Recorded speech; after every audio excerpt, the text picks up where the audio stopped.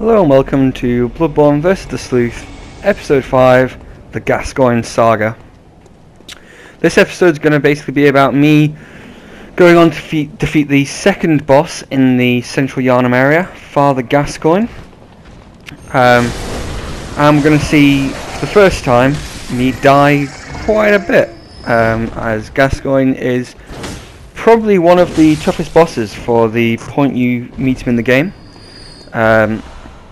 Especially against a build like mine, as he's very quick, very tough to deal with. So we're going to see me use a couple of different techniques to deal with Gascoigne. You'll remember that I picked up the music box from the little girl, and I kind of talked about how the pig in the sewers has a lot to do with that little girl's story. Father Gascoigne is a key part in that story for two reasons. First of all, he is the girl's father. He was a hunter, like I am, or like the main character is. But he's a hunter that's kind of gone off the rails and a little bit mental. As you'll see in a few minutes when I first get up to him, he's gone a bit deranged and become someone that needs putting down instead of helping. One of the interesting things about Gascoigne is he is, to my knowledge, one of only a few characters that you can both fight and summon. He is the only character I know of that is a boss that you can defeat and summon. And you're able to summon him in the central Yharnam area, just outside the house that I'm currently in here. So while I'm doing a bit of this farming, I'll just give a couple of the updates on this channel. The first kind of big thing is that these videos are doing really well, and they've got the attention of some YouTubers that I'm already quite good friends with, and I'll be doing a collaboration with Lone Wolf Gaming over the next couple of weeks. He does kind of like skill challenges and stuff in games, so we're looking at playing through Borderlands, the Handsome Jack collection, with some other YouTubers, and trying to turn that into a bit of a series and looking at different perspectives on that. So more information on that when I've got it. But as for now, just kind of big shout out to Lone Wolf Gaming, really good channel, does some really good stuff, definitely worth checking out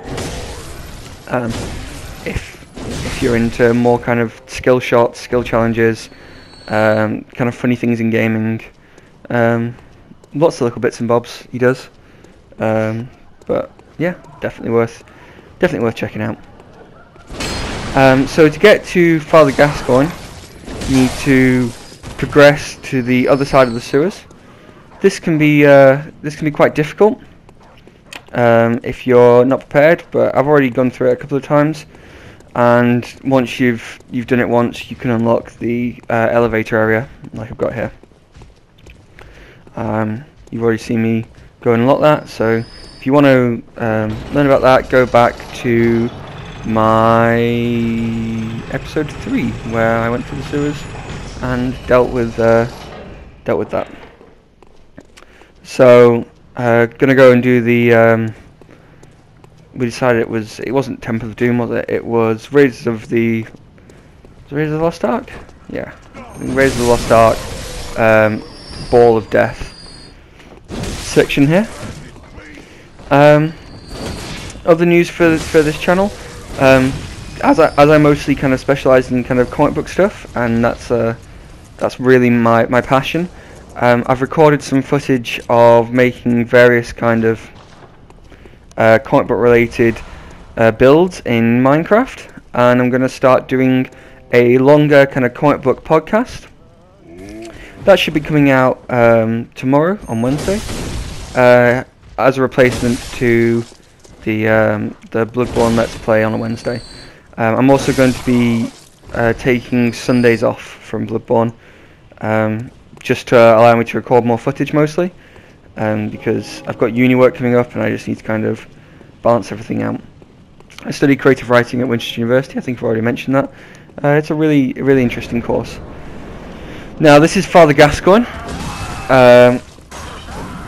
I have already gone over and encountered him once. When you go over and encounter him for the first time, you walk in and he's chopping a body to pieces.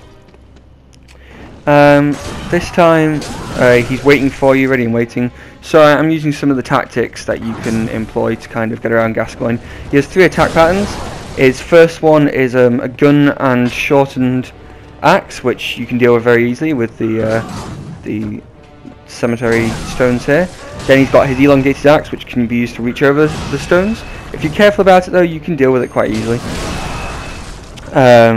Again, I find employing the scenery around you can be very useful and very helpful. And then you've got his final attack pattern, which we're getting into here, where he turns into a huge beast, can smash through the stones in the area, which makes him very hard to deal with. 2 techniques dealing with him here. The one that I'm employing is Molotovs. Very helpful to bring him down, because he's going to absolutely mince you in a close combat fight, leave you in stun locked and unable to do much. So there's little point in trying to deal with him that way. Much easier just to kind of get the Molotovs in.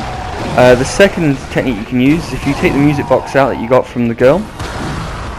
She says it's one of her dad's favourite songs. If you play it, it'll stun him for a second and make him a lot easier to deal with. Which I don't think I'll be trying in this attempt, but in later attempts I'll whip it out and you can see the effect that has. It's quite a useful device. It's a little bit hard to use.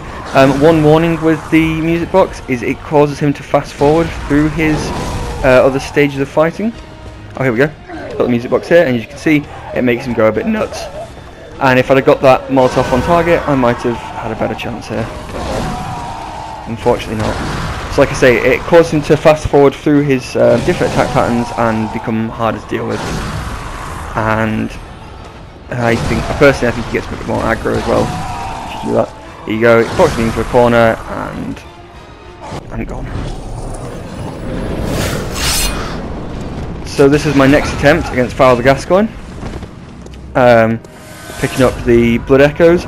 If you're planning to just keep slamming against the boss, if you've got kind of enough items for it and you've got all the blood files and everything, always pick up the Blood Echoes because it's good to keep them.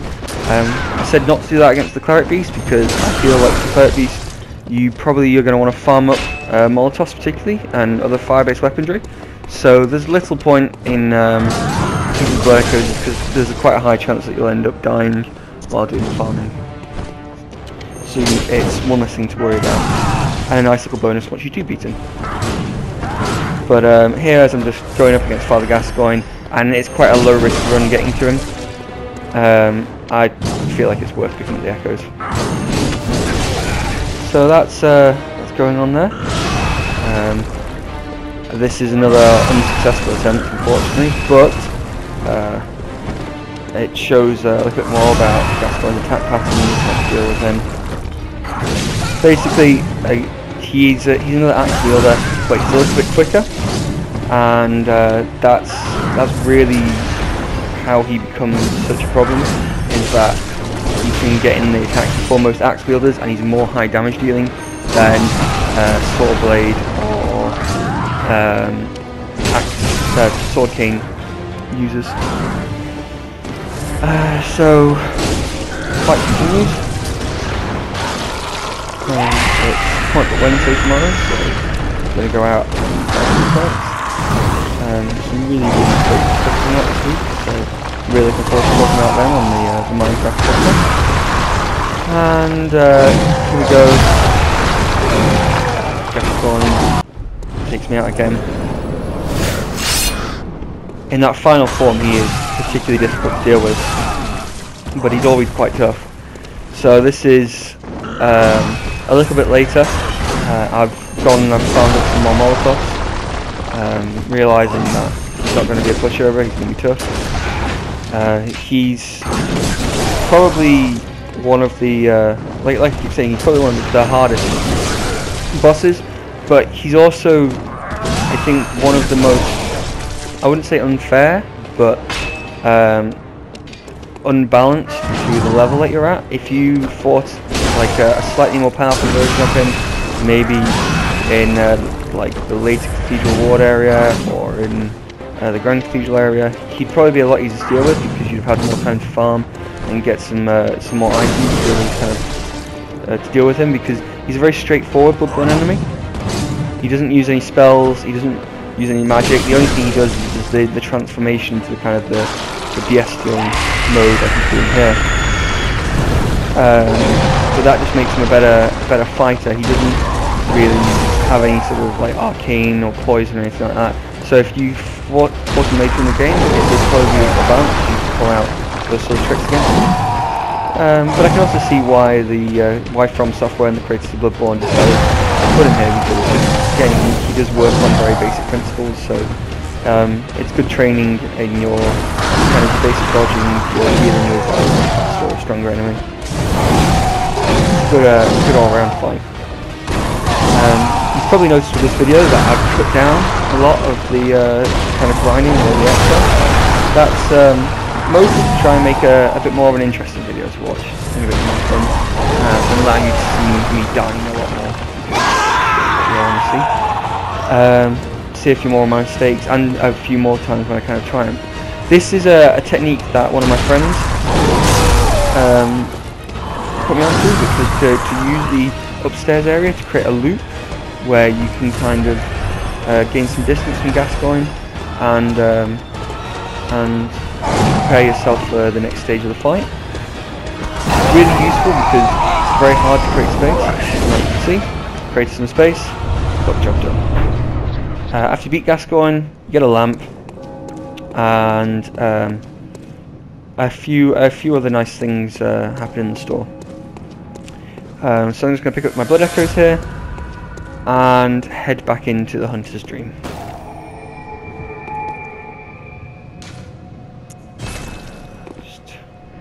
And there we go. So now I'm back at the Hunter's Dream. This is one of the big perks of fighting Gascoigne, is that you can unlock his stuff from the little fountain messengers for insight. It looks really cool. It's pretty good stuff. Better than anything you can really get, anything else you can get at this point of the game, in my opinion. So I really recommend just going for it, using your insight, because insight starts to change the game as you accumulate it.